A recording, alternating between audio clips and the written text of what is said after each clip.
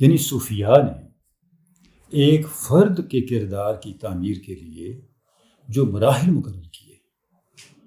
کہ کس طرح سے اس کی شخصیت کو میٹامورفسائز کیا جائے، اس کی شخصیت کو بدلا جائے اور ایک مثالی شخصیت میں ڈالا جائے، اس کو انہوں نے 5 مراحل میں بیان کیا۔ سب سے پہلے اس کے اقوال کو بدلا جائے، اس کے بعد اس کے اعمال کو بدلا جائے، پھر اس کے افعال کو بدلا جائے، پھر اس کے خیال کو بدلا جائے اور پھر اس کے حال کو بدلا جائے۔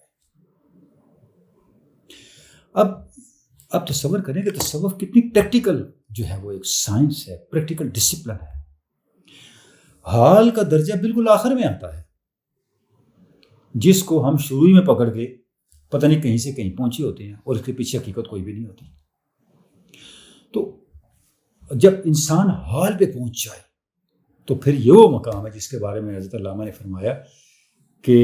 ہر لحظہ ہے سالک کا زمان اور مقام، احوال و مقامات پہ موقوف ہے سب کچھ، ہر لحظہ ہے سالک کا زمان اور مقام، کہ